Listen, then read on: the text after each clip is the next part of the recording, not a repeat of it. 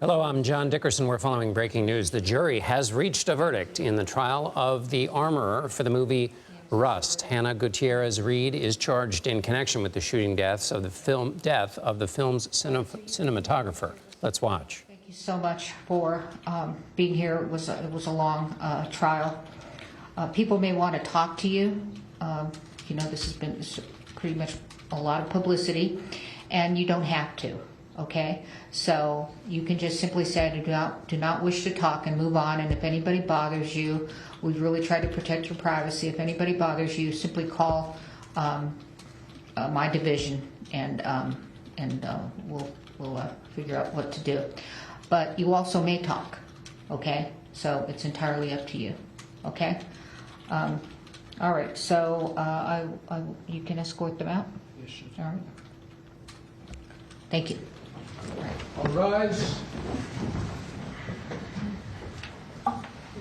We are joined now by civil and entertainment attorney Tre Lovell. Tre, what do you make of the verdict? Well, the fact it happened so quickly is surprising, but that shows that the jury had very little question. Despite all the problems that the production may have had, the chaos, the other people that may be involved, they ultimately found that it was her responsibility. She could have averted the death, averted the problems, and she didn't. And they weren't going to let anybody else's conduct get in the way of that. And so the charge, so we have a guilty charge on involuntary manslaughter and then not guilty on tampering. Let's stick with involuntary manslaughter here for the beginning. What do you think was the most damning evidence, or was it what you just pointed out, which is the most damning evidence is that Gutierrez-Reed was responsible for this? And so what do you think was the most damning evidence on that front? Well, being the armorer, she's the expert on set. She's the expert for firearms. She is charged with firearm safety. So if the fact that there was a live bullet put in the gun, it ultimately is going to come to rest with her.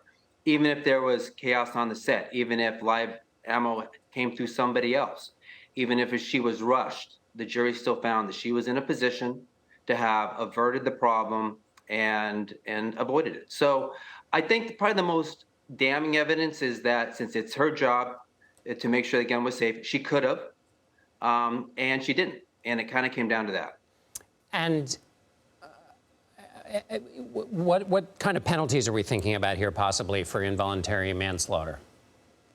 Well, it looks like it's a maximum of 18 months in prison. Very little likely that she'll get that. You know, she's a young gal, it's her first offense. But that could be the maximum. She was facing about 3 years had she been convicted of the tampering with evidence charge. But, you know, she got away from that. So she's looking for a maximum of about 18 months.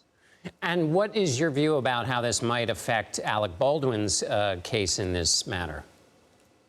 You know, some may think it brings him one step closer to possibly being found guilty, but, you know, his is a different case.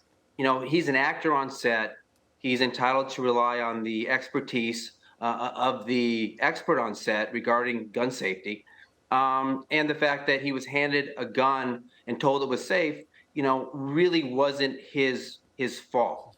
And so what his side's going to do is they're going to present a couple of different angles. First, as an actor, it was not his job for set safety. He's entitled to rely on an expert. He did. They said he didn't do anything wrong. And second, from the production side, trying to hold that, hey, he was a producer, thus it was his job to ensure set safety.